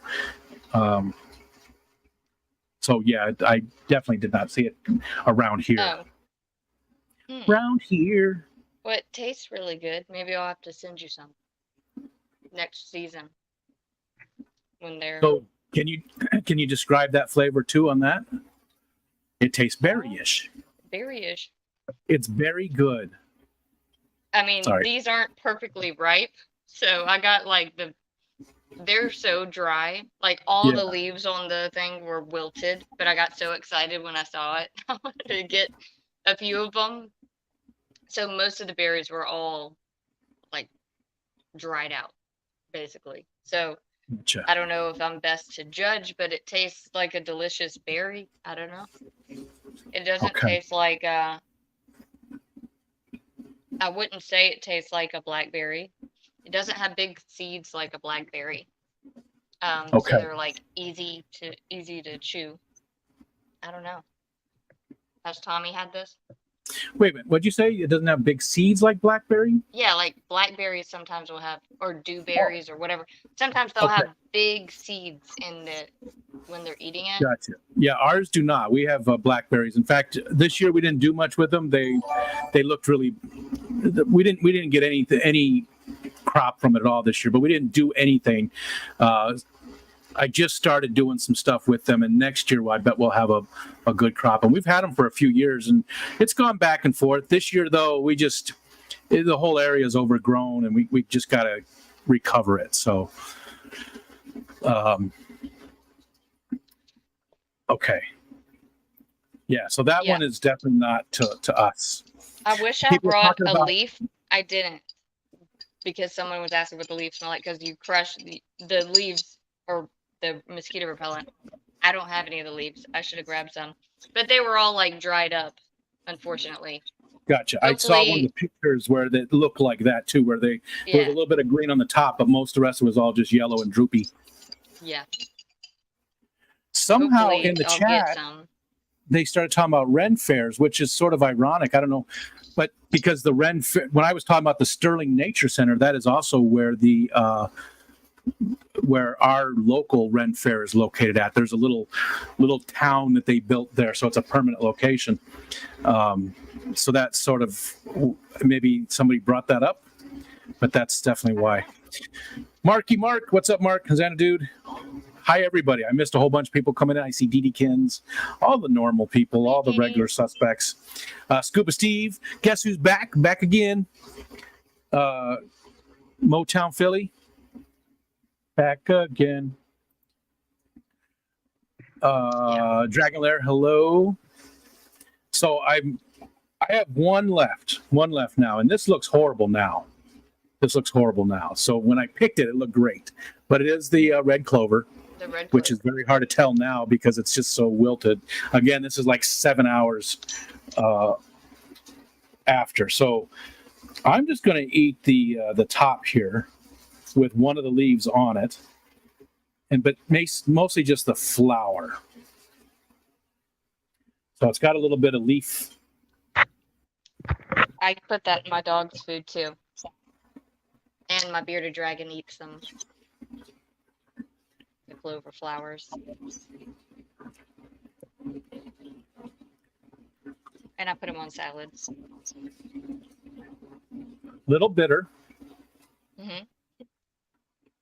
That's the middle of the flower. I don't know. Kelly's still here. She'll know what the name of that part is. If you plucked the clover, if you pluck the little petals off and put it on whatever, like sprinkles, like I was saying with the dandelion, it's not bitter at all. That's the bitter part. Is the Gotcha. Whatever that what is pistol it? or the stolen or whatever Yeah, the hell. yeah. That part Um, is the bitter part. It tasted like barley to me, though. It reminded me of barley. It's got like a hint of like a barley to it. Not bad. Not what I was expecting. I want to do the other clover too, the white clover. Mhm. Now, you've tasted both of them, the white and the red. And crimson clover, which is not red The clover. song? It's a different type of clover called crimson clover, and in the fall we're gonna have that. I believe it's the fall. Are I the don't know. tastes comparable? I think so. Okay. It's like a cone shape, kind of like that sumac that you had.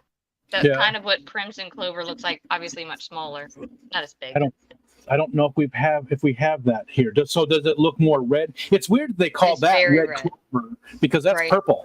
I don't see it get red at all. Right, I know. They call that red clover, but yeah, the one that is very red is crimson clover. It's really pretty. It's a very pretty. I wouldn't be surprised if people use it as like an ornamental plant in like landscaping. It's very pretty. But we have it wild here in one of the fields by my papa's house. I think I have seen it before. Let's see. Crimson, and now I've got that song stuck in my head. Crimson Clover over and over. Let's see. It's a legume. Oh yeah, I forgot. I did see that clover is a legume. I was surprised by that. It's hardy to zone 6. Okay. Established plantings made in early fall can tolerate temperatures to 0 or slightly colder. Wow. Yeah, to right down to 0 degrees, minus 18 Celsius or slightly colder. Let's find another picture. This picture's not the best. I don't know that I've ever seen it here, though.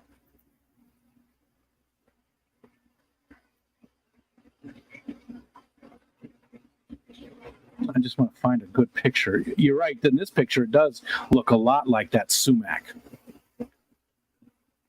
Let's see, now that looks familiar, but I don't know. It's still, I don't think I've seen them around here. See, that's the other thing about this. It's so cool. Now I'm keeping my eyes peeled, right? Now I'm looking for all this stuff as I'm out there doing a little walk. Even when I'm walking Wally around, I'm keeping my eyes peeled for all these things that we're talking about. Yeah, you'll notice it. If you've got the crimson clover, you'll notice them. They're very, very pretty. So, Yep. And when do they actually bloom? When do they get the flower? I want to say we have them twice a year in the spring and the fall. Okay, so just the cooler ones. Mm-hmm. I've never found them here at my house. I only have the white clovers here, but right down the road, my family's property, they have all of them. The crimson clover, white, and the red. That's really purple clover. Crimson clover. And those are bigger. Sorry. That song is totally stuck in my head. Yeah. Joe did a good rendition. Yeah. Who was the original? I'm just drawing a blank. It wasn't the Hollies, was it? Who did the original? I don't know. Wasn't the Hollies. I don't know. I can't remember who it was. Somebody in here knows. I know that. Hi, Foxanne. I can see chat if I click on the. Victor said bearded Rico eats them too, because you said the bearded dragon. Dee Dee's got Tommy James. Thank you, John. John would know. He does DJ stuff on the weekends, or on the side, I should say. Dragon Lair. I eat a lot of raw berries, but I'm used to foraging and eating wild food. So if you're not, do not eat a lot of them, because you don't know how they affect you. But I've been doing it for and we should bring that stuff up again. We said at the beginning. I've been doing it for 4 years. Know what you got. Yeah. know where you're getting it from and what's been sprayed in that area, or Yeah. be very careful and don't damage the environment. If you're out there and it's not your property, you're on public lands, don't be digging everything up. Don't be, if it doesn't belong to you, treat it that way. Yeah. But be very careful. Really know what you got. All these things I knew, and I'm not experienced with this at all, really. But I know 100% what I had. One thing I wasn't sure, and you can't really tell now because it's so wilted. You can't even tell what this is anymore because of how bad it looks. Yeah. When the leaves were good, they've got like a little bit of hair on them. It looks like an elephant foot is the closest thing I could find, but I don't know what it was. So I couldn't positively identify it. And again, now it just looks terrible. You can't even, it's just a cluster of wilted stuff now. So I wanted to try and find what that was. I'll have to do more research in the yard because we do have a few of them. And there's quite a few other things. I mean, again, we don't spray anything in our yard. We mow probably about half of it. Well, if you take the whole place into account, then it's about a quarter. But there's a ton of just all kinds of different plants, hundreds of different plants growing that I have no idea what they are. I was hoping to find plantain to show you the threads for plantain. Like if you pinch the base of the leaf and pull it, you'll see threads that come out. It's the spine of the leaf, but it looks really cool. Plantain, but I got the meat of and I got the smaller, and Wally ate most of it. It looks horrible. That's all that's left. Yeah. He got to I left it where he could get to it. Everything was washed and on a paper towel. And I walked back out there and I saw one on the ground. And I was like, oh. And he knew. I looked at him and he had his head down. He wouldn't look at me. He kept doing this. Hey, at least it's healthy. None of that is toxic to him. We do have both types of plantain right in the yard, the needle leaf, or what's it called? Narrow leaf. The narrow leaf and the wider one. And again, I sort of like it. I think it's very spinachy to me. I like it like a spinach replacement. I understand it's very high in iron too, right? It's like even more so than the spinach, I believe, the plantain. Plantain? I would assume, yes. I would assume. Killer Kitty, thank you. So fun. I'm glad you enjoyed it. I hope you guys enjoyed it. Zen Ginger, Google Lens. Yeah, Google Lens is a great tool. Absolutely love Google Lens. I think it's a great tool. It's not always 100% accurate. No, some things, definitely not. But it's a great place to start from and maybe narrow down. And sometimes it knows right away. Like some plants, it knew right away exactly what it was. And some of the plants, just like Killer Kitty said, we don't remember from the year before what the different wildflowers are. Same thing. I will know what that plant is, and I go, that is and I forget. And then I'll look up, I'll use Google Lens and go, oh yeah, that's what it is. Right. It's a great tool. It's getting better all the time.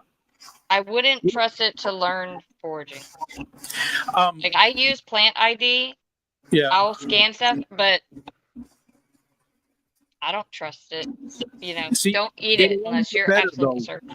It'll only get better with use. Those tools. Right. And I use it. I 10 use it years a lot, now, but 20 years from now, it'll definitely get to where those are, again, I don't think you ever want to trust them 100%, especially when there's something like we talked about with the, was it the hemlock and the poison hemlock? Yeah. Poison hemlock and the,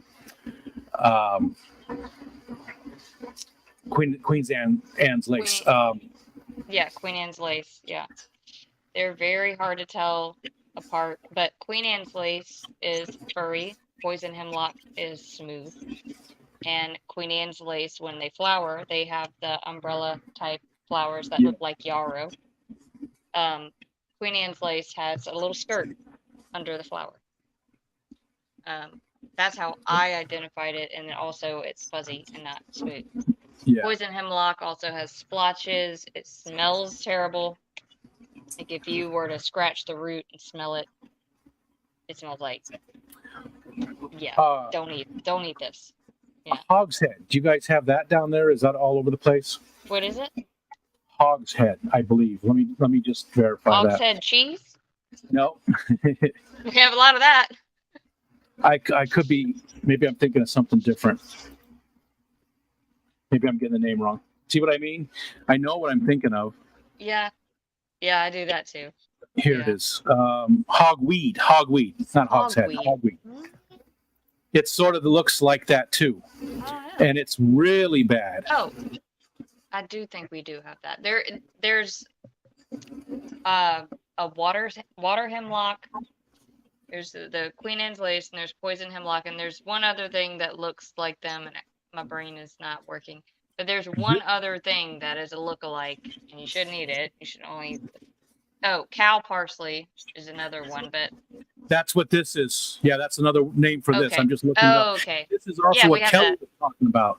Kelly was talking about earlier. She said the wild parsnip. This stuff is nasty, but it sort of looks like that Queen Anne's lace a little bit too. It's got here. Let's see if we can get this picture. Can I zoom in on this? Yeah, it's wild carrot. Let me try Queen this. Anne's lace. That's the one you can eat. Yeah, this is a horrible picture, but these things get big. Hi, Nathan. I don't know. Did I say hi to Patrick? So many people. Thank you guys for coming and hanging out with us today. They get, tall, like 6-7 foot tall. They just get massive. Gee.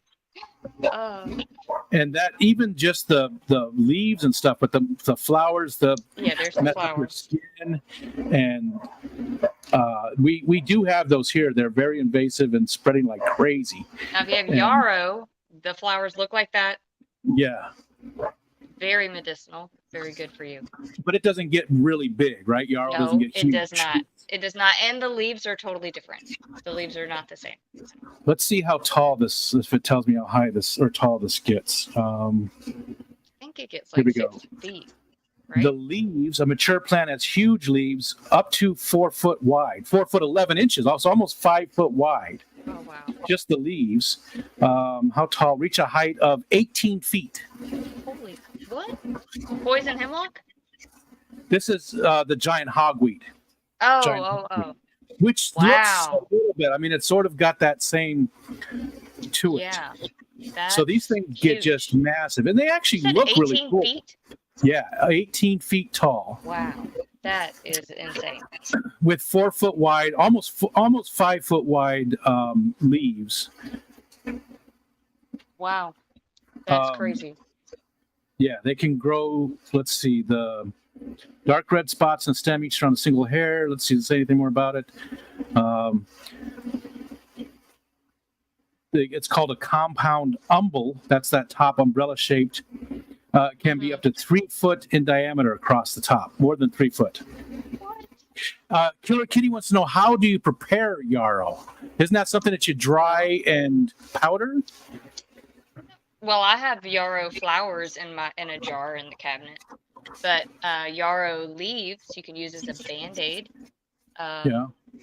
And wild rose petals can seal and heal a wound. You have a cut, something, lick it and stick it. Rose petal, and then wrap it in yarrow leaf, and there you go. It'd be a way to get you back out of the trail or whatever. But the flowers is what I use in teas and infusions and stuff like that. I don't know what the medicinal benefits of the leaves are, but I think the entire plant of yarrow is medicinal. I could be wrong, but I think you're right. Even the whole root, plant in the roots, yeah. Yeah, I think so too. I remember watching something about it or reading something about it. And I've never found one. No, it's on my wish list. Definitely have. Yeah, we definitely have some here. I have a lot of poison hemlock. We my camera got all blurry. You're a little again. Blurry, yeah. It's been doing. I think it's the light. It's either the open light or this light here that causes it. So I think I got to switch things up. But maybe what we need to do is take you on a virtual tour, and you can say, Yeah. I want some of that and some of that stuff that I could send you. Yeah. You know, That would be awesome. That would be awesome. We should do that. we'll try that. Maybe late summer. Since we'll see. We'll see what. Maybe next spring or something too. There's I'd a really lot like you to in the try the spring sumac. too. I really want you to Yes. try the sumac Do wanna try the stems sumac. because I just enjoyed the hell out of it. Michelle was like, yeah, Yeah. that's the thing. I get so excited about this stuff, and she's like, meh, it's okay. I don't hate it. It's she doesn't get excited about it. Yeah. It's just me. But Josh will eat things now, but a while back he was not excited about it. But now he'll eat whatever. and what about both kids? How do they feel? They eat them. Yeah, They're they are. much more interested in eating foraged things. Yeah. than Yeah. It's a good, and you bring your kids foraging. Make sure they don't eat anything unless you have identified it and Yeah. you approve for them to eat it. But it's a good way to get kids out in nature and teach them something that they're never going to forget. They're going to learn that. They learned that, how to identify that. I took my nephew, it took him 10 minutes. And then when I was looking for violets, and he was on it. And and usnea was another thing. Usnea, I don't know how you pronounce it. It's a lichen. I was looking for that. And he was even able to identify that. And it's not easy to identify that compared to all the other lichens out there. He was 7 at the time, and he was on it. It didn't take him long at all. Is he still interested today? Did you foster that? He's that boy. He's a wild boy. Okay, he's always out in the woods over there. Like he loves being outside. So, and he'll remember those forever. He'll never forget those. Like Gotcha. once you learn it, you start to see it. And I do when I'm driving. I'm always riding in the car. I'm looking in all the ditches, and I'm looking off the side of I'm always identifying plants all the time. Yeah, I've started. Of course, I don't go anywhere, so it's only right here in the yard. But still, Yeah. The There's kids, so many though. when they were young, kids weren't interested at all. They didn't want to taste any of that stuff. But now they'll taste it. Aiden, my youngest son, is actually the best about it. He's really got Nathan Hovey sent me these durian candies as part of the Snarf or Barf, and Aiden took half the package. He liked them. He really enjoyed it. Just picky eaters in general. Yeah. Ariel really is my daughter, big time. My oldest son never really was too much, but he's just one of those people that nothing ever bothers him or excites him that much. He's just stoic, he's just middle of the road all the time. The youngest son used to be, but if it's something he can really smell, he's got an incredibly strong sense of smell. He don't want anything to do with it. So I didn't think he would like the durian candy because when I first opened this up, oh my God, it stunk. But by time, like an hour later, when I said, hey, smell this, he didn't smell anything. And you don't. So he was able to eat it and he enjoys it. It's weird. That's it just weird. dissipated. It dissipated. It was weird. So strong in there. That's weird. What All did right, it smell like?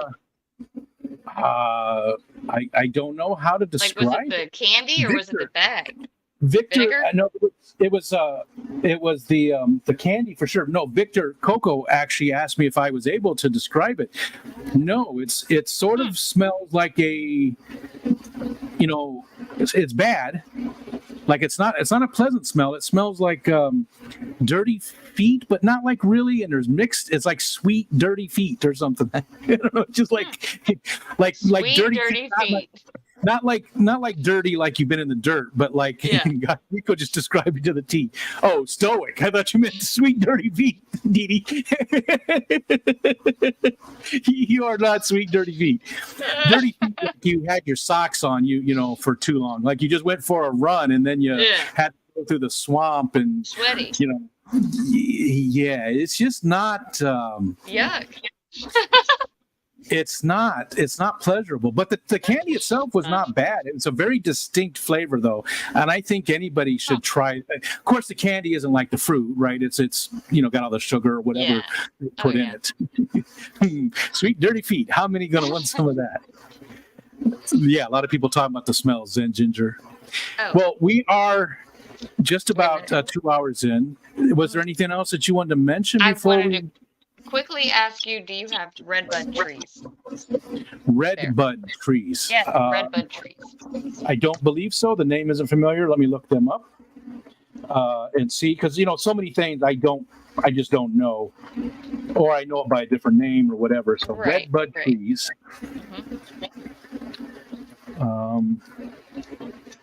Redbud. So they get purple, looks like, right? Purple leaves and stuff. Well, there's different types of redbud trees, but they're like a magenta like color. So I have seen some like this, but I don't know. I mean, this one's Appalachia. The Appalachian Mountains aren't, the tip of them reach up. Let's see where this is. The tree center. So this is an Appalachian redbud. Don't give me pop-ups. You make me angry. Flowers are gorgeous fuchsia red color on bare branches.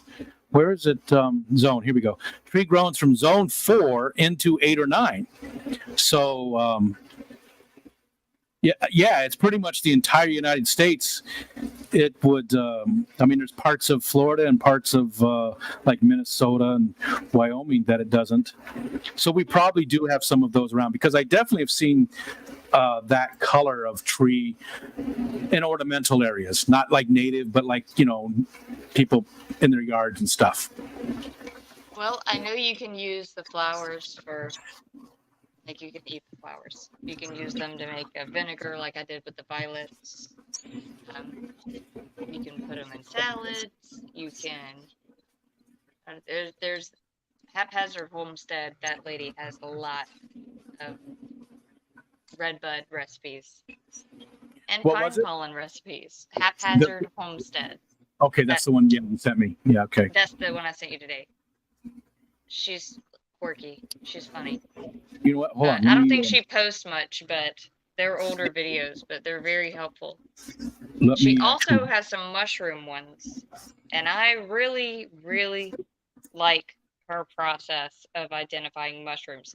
And I think her like videos are called like "Would I Eat This?" and it's like a mushroom. She has like 3 or 4 of them about mushrooms, and it's really cool how she does it. You would enjoy it. Like she gets a book out, she does spore prints of the mushroom, like a stamp, it's cool. If you're interested in mushrooms at all, you would find how she's identifying them. Gotcha. Yeah. I dropped the link for that specific video in there, but at least people can go see the channel. The one that you gave me on Discord, I put that in there too. So, and I haven't watched it yet. I got out of bed very late today. So, hi, Dr. A. Hi, everybody. Oh, there was one other quick thing before we go. Where is it? It was Ozzy Offish. He wants to know if we can get a closer look at Brookley's tank. Oh my gosh. It's so bad. Like, so bad. I'll show you, but it's really bad. We're gonna put you on the like my carpet is ruined. It's horrible. It's never looked worse. Never looked worse. And it still is better than some tanks, though. I mean, with all the plants, at least. I don't know. No offense to people with the SpongeBob decorations, but I like this better. I don't know how to flip my camera, but see, the carpet is completely ruined because algae. Because my seat, when we had the lightning strike the house. Oh yeah. The CO2 thing broke again. So I've had CO2 issues. So my entire carpet is completely ruined. Looks like crap. And then all that is super overgrown. I love it. I love it.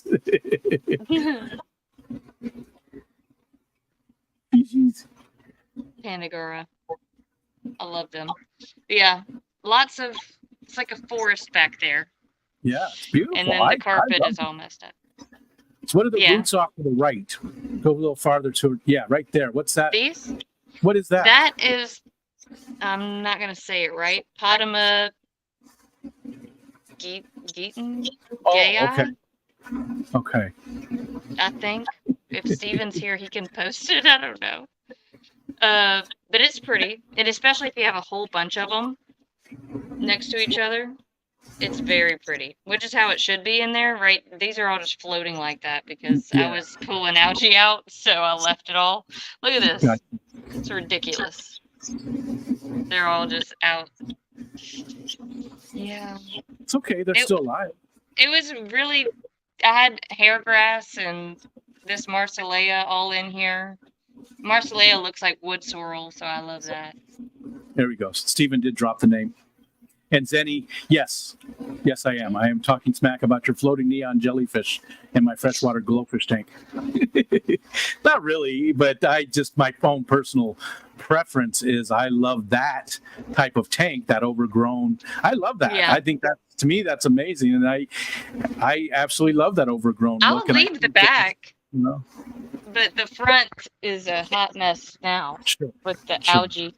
But the back, I like it like that. And then I have 2 Java ferns. You can't really see the other one because of this breeder box, but they're just like so big, just completely overgrown Java ferns. I like it. So, yeah, I do too. I'm leaving that. I gotta replant the front. Like there's no saving that. I'm just gonna pull it out, plop it in another tank, redo it.